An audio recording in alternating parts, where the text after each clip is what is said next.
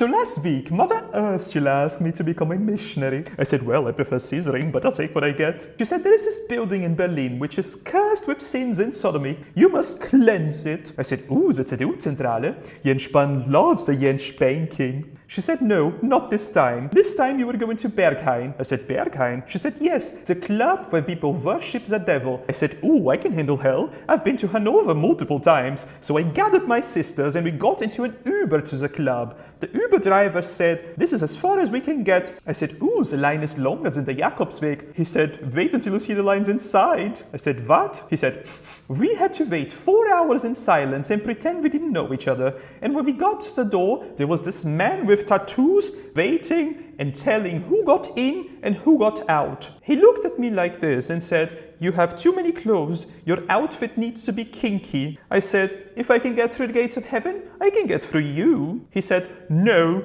here I am God. And I said, let us in. All these years of Bene Gesserit training paid off after all. When we got in, we had to cover our cameras with a sticker, but God is watching. God is watching everything. I was very surprised when we got inside. Everyone was in silence, everyone were in black. People sexually repressed on the outside, drinking holy water. It was just like the convent, really. And the sisters felt right at home. Sister Agatha blessed people with her prayer beads. Sister Heidi went to the panorama bar and started speaking in tongues, in this case Italian and Spanish. And Sister Charlotte inserted her hands into Friedrich Merz. I said, Sister, what are you doing to this man? You are not a puppeteer. She said, I'm just blessing him from the inside. I said, I hope you're wearing gloves, because you are not making strudel with these hands. And Sister Martha decided to take confessions. A little boy ran to her and said, Sister, I want to confess. She said, speak, child. He said, I'm not a child, I'm a twink. Well, if there wasn't a child, then I don't know why Father Joseph was having so much trouble with the Polizei.